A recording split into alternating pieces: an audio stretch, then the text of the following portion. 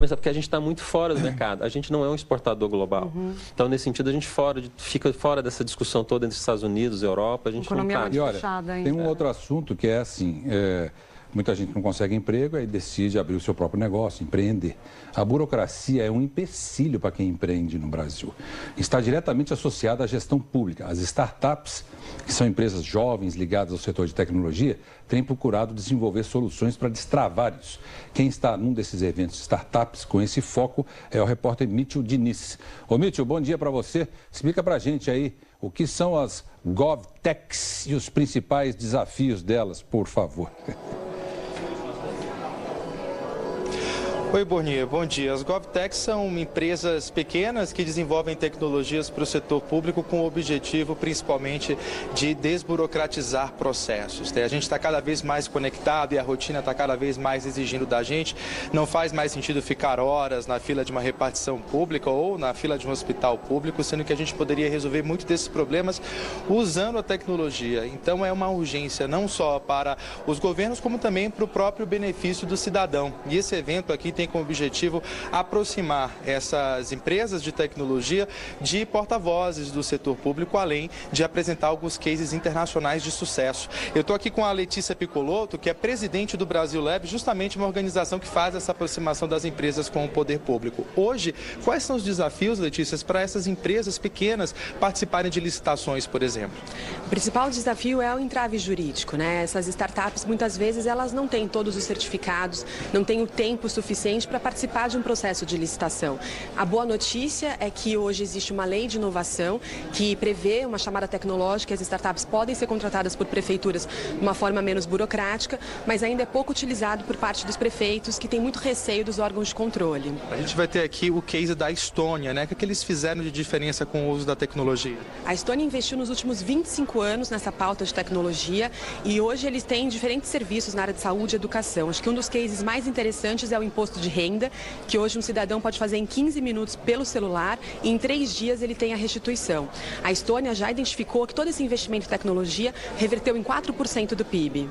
E aqui também vai ser um espaço para debate com candidatura pública, né? Qual é o objetivo de trazê-los aqui? A gente quer entender o que eles têm previsto nos seus respectivos planos de governo a respeito dessa pauta de inovação e, se não tem previsto muita coisa, entender o que eles podem adaptar a partir dessas experiências internacionais e a partir de tudo isso que o Brasil Lab tem difundido, o que eles podem incluir e fazer com que essa pauta chegue ao maior número de pessoas. Tá certo. Letícia, muito obrigado. Bom evento para você. Isso, Burnier, a tecnologia precisa, né, ser implementada e está na pauta das eleições também. Afinal, como a gente vê em exemplos internacionais, tem ajudado a desburocratizar processos, influenciando, inclusive, no crescimento das economias. Burnier.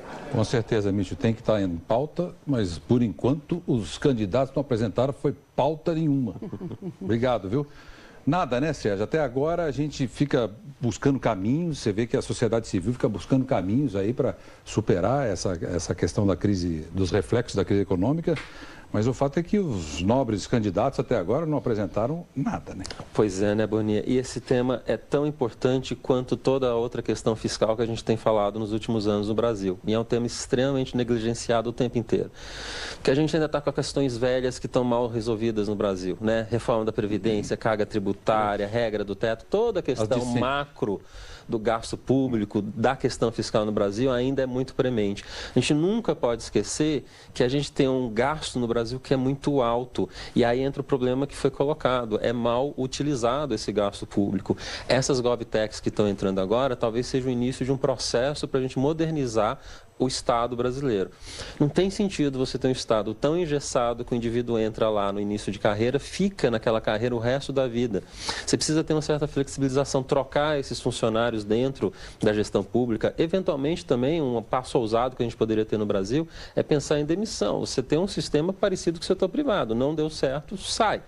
Né? Então, a gente precisa modernizar essa parte do setor público também, não ficar só na questão macrofiscal que a gente sempre fica batendo tanto na tecla. Né? Agora, o Brasil é um país que inova pouco, né? E a gente tem...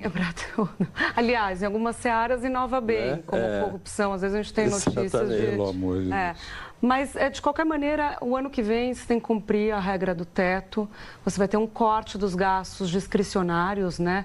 Como conseguir inovar, né? Investir em inovação? A gente viu a história da CAPES, né? Recentemente, o corte que vai ter nas bolsas, por exemplo. Essa questão da CAPES é um sinal preocupante e relevante do que a gente vai ter no ano que vem, se a gente não fizer a discussão correta, colocar o trilho certo do fiscal. Por mais que a gente tenha a questão microeconômica importante, infelizmente, todas as questões macro ainda são relevantes. Então, ano que vem, a gente começa 2019, não aprova a reforma da Previdência, a gente vai ter que desmontar toda a regra do teto e vai entrar em crise de novo a economia brasileira em 2019. Então, assim, a gente não dá para pular etapas. A gente tem que fazer o dever de casa e começa pela reforma da Previdência. Aí, na sequência, a gente vai poder discutir onde melhor gastar o que a gente tem. Se vai ser na CAPES, se vai ser na saúde, se vai ser em algum outro segmento.